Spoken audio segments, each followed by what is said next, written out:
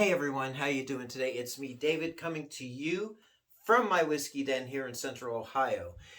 And up until about when I started making these videos, I was just a very casual bourbon drinker. I only had a couple of bottles that I liked and then I started visiting Kentucky and this happened.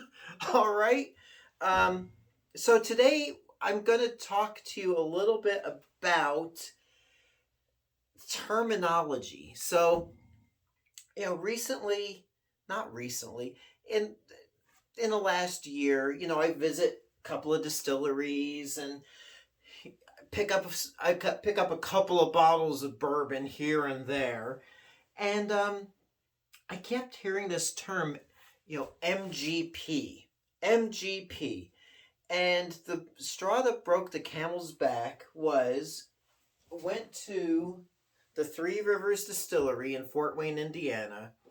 Got this bottle, got a couple of bottles for friends, and I'm gonna put this back on the shelf.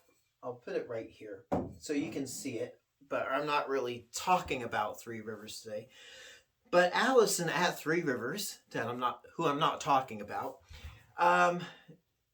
was telling me and my buddy Dave when we visited. She's like, everything that we make is grain to bottle. We don't use MGP. I'm like, what is this MGP everyone talks about? Is MGP good? Is it bad? Is it a secret? What is it? What do the letters even stand for? Well, we're going to find out. So who's down with MGP? Yeah, you know me. So I did a little research. Of course, you can do the research too, but I did it for you. So MGP stands for Midwest Grain Products, and they are out of Lawrenceburg, Indiana. Well, they're in Indiana. They used to be known as Lawrenceburg Distillers, Indiana, until 2011, and now they're MGP, Midwest Grain Products. They supply distilled mash bills for different distilleries. Does that make sense? So they will take the grain, like they'll have a recipe. They have like a ton of different recipes that they do, and they don't just do whiskey or bourbon. I think they do gin and vodka and tequila. And about 50 brands use MGP products. So like for example, Lux Row Distillers, which does Ezra Brooks, Rebel Yell, or Rebel as it's known now, Blood Oath, David Nicholson Bourbon. Let's just say anything out of Lux Row uses MGP, from what I can see. This also includes the Limestone Branch Distillery, which makes Yellowstone, that's up here, Minor Case Rye, and a couple others. Also, George Remus Bourbon is an MGP product.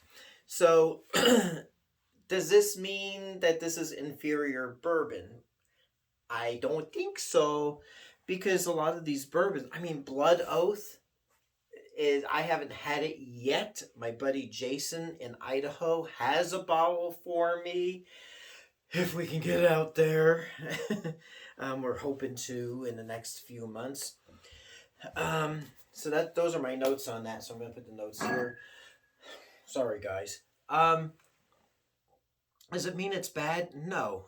What happens is they will get the, distilled spirits at these different places from MGP, and they will barrel it or put the staves in however they finish it off. So like if you have Angel's Envy, which is up over there, I think that's another one that uses MGP.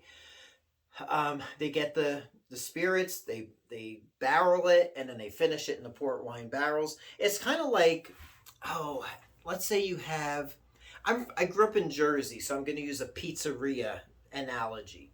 But you can use this for wherever you live at in different parts of the country. Your favorite restaurants, local restaurants. So, like in Jersey, our pizza places, they get every pizza place that I can recall will have the big truck from Lipari Foods make their deliveries, and each pizzeria gets the same ingredients from Lipari Foods.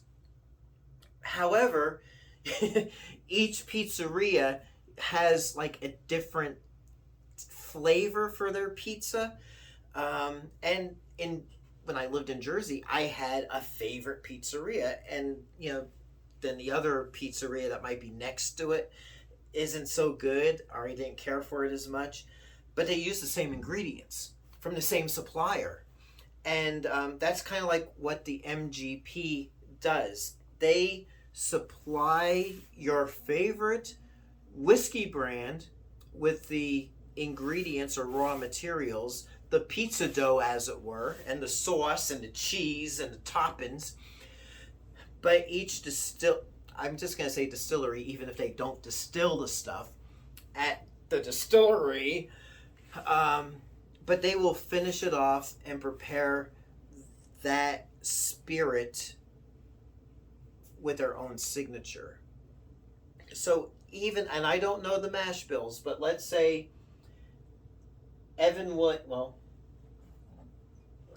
was Evan Williams? No, let's just use this for example. I don't know I don't think Evan Williams is a MGP, but they very well could be. These two taste different. There are different proofs. Oh, let's do this. Even better. Where's my I did a video on this. So, JTS Brown and Evan Williams are out of the same distillery, same mash bill. They're both 100 proof. They're both bottled in bond. This one tastes a lot better than this one, even though they're virtually the same thing.